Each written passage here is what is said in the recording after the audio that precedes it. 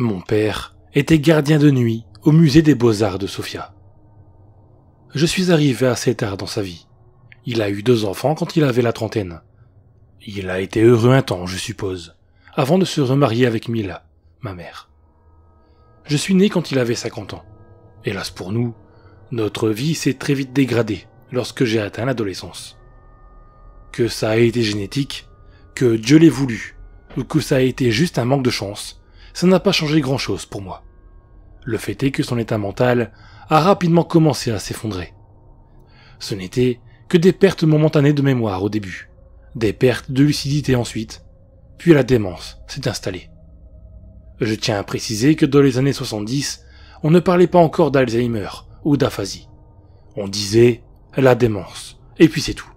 Fin de la conversation. Restez à croiser les doigts pour que ça ne nous arrive pas à nous, les gens normaux. Mon père était gardien de nuit au musée des Beaux-Arts de Sofia. C'est un beau bâtiment aux couleurs fades, situé au cœur de la capitale. Je crois qu'il aimait faire ce métier, mais il ne nous en parlait pas beaucoup.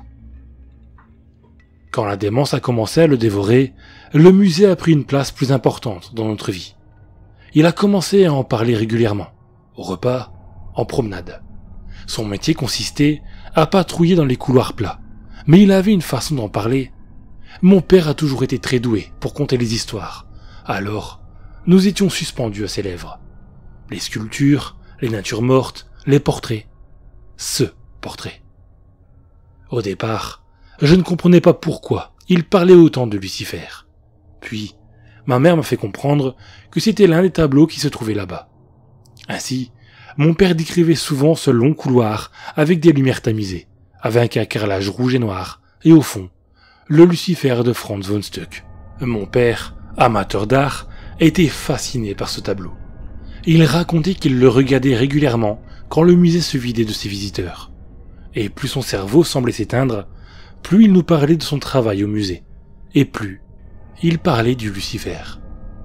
Ça devenait, si vous me passez l'expression, maladif. Le voilà qui ne voulait plus parler d'autre chose. C'est comme s'il ne voulait rien entendre. Le tableau, les couleurs, le talent de l'artiste, son coup de pinceau.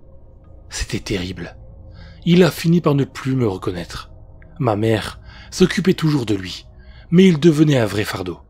Un soir, qu'elle l'avait laissé seul à la maison durant une petite heure, il avait uriné sur le canapé, incapable de retrouver les toilettes dans la maison.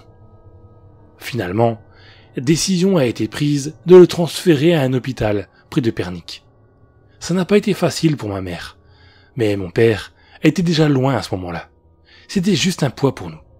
Il était très gentil avec les infirmières, qui le décrivaient comme courtois et obligeant. Il n'avait eu qu'une seule demande, qu'on accroche dans sa chambre le Lucifer de Franz von Stuck.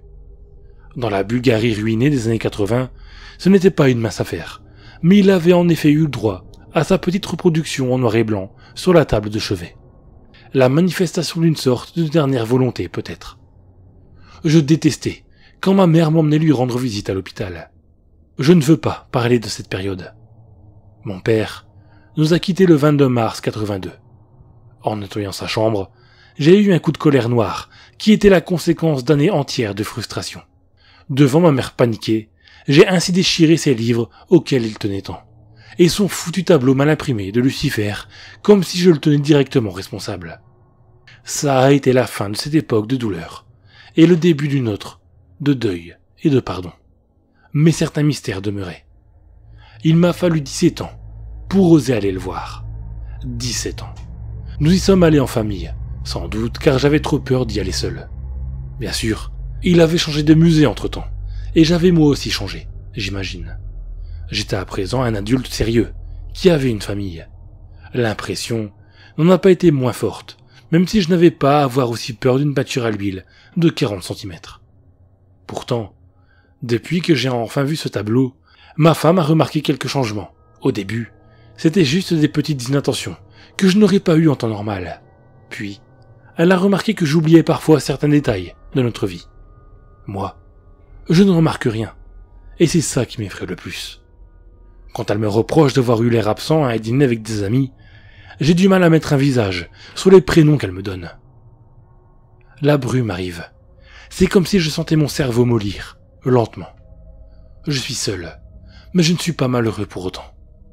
J'arrive encore à reconnaître ma fille et ma femme. J'arrive encore à communiquer. Je ne suis pas le plus à plaindre. Pour mon père, ça avait été hélas bien plus rapide. Malgré tout, je serais incapable de te dire si nous sommes un mardi ou un jeudi. Mais je n'oublie pas cette histoire. Mon père était gardien de nuit au musée des Beaux-Arts de Sofia. C'était un beau bâtiment, aux couleurs fades, situé au cœur de la capitale, qui renfermait le Lucifer de Franz von Stuck et son regard malveillant. Ça, je ne l'oublierai jamais.